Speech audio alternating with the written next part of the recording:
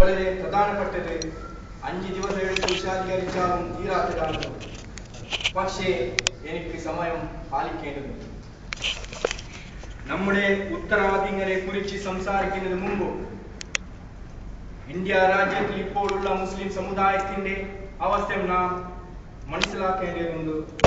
മുസ്ലിം സമുദായത്തിന്റെ സ്റ്റാറ്റിസ്റ്റിക്സ് ഒരുപാട് ആളുകൾക്ക് അറിയാത്തതാണ്. അത് വളരെ വേദനിപ്പിക്കുന്നതാണ്.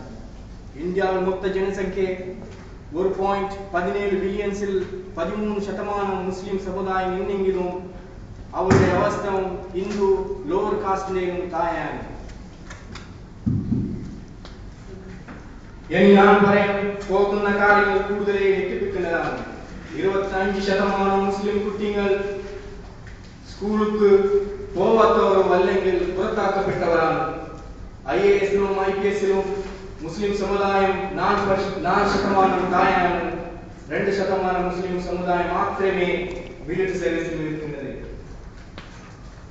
63% മുസ്ലിം സമുദായം സ്ഥിരമായ വീടില്ല. 30% മുസ്ലിം സമുദായത്തിന് മാത്രമേ ഇലക്ട്രിസിറ്റി കിട്ടുന്നതുള്ളൂ. 29% മുസ്ലിമുകൾ ബാങ്കിൽ അക്കൗണ്ട്സ് ഇല്ലെങ്കിലും 9% മാത്രമേ അവർക്ക് ലോൺ ലഭിക്കുന്നുള്ളൂ. ഈ പറഞ്ഞ സ്റ്റാറ്റിസ്റ്റിക്സ് എല്ലാ വ്യക്തമാക്കുന്നതാണ് നമ്മുടെ സമുദായം എല്ലാ കാര്യങ്ങളിലും വളരെ അധികം പിന്നെയാണ്. ഈ വേദനിപ്പിക്കുന്ന അവസ്ഥയിൽ നാം നിന്നുകൊണ്ടാണ് നമ്മുടെ യുവക്കളുടെ ഉത്തരവാദിത്തങ്ങളെ കുറിച്ച് അവരുടെ സമുദായത്തിന് നൽകാൻ പോകുന്ന സംഭാവനയെ കുറിച്ച് ചിന്തിക്കാം. 21 സെഞ്ചുറി എന്ന് പറയുന്നത് ഉന്നതമായ ടെക്നോളജിയുടെയും ഉന്നതമായ സ്റ്റാൻഡേർഡുകളുടെ വിദ്യാഭ്യാസത്തിന്റെയും തുറന്ന ഇക്കോണമിയുടെ കാലഘട്ടമാണ്.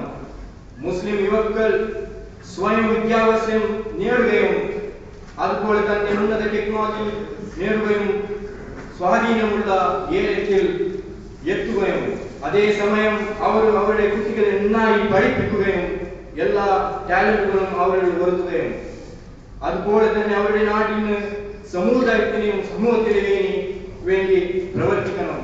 എന്നാൽ മാത്രമേ സഹോദരന്മാരെ നമ്മുടെ രാജ്യത്ത് നമ്മുടെ സമുദായം ഉയരുകയുള്ളൂ.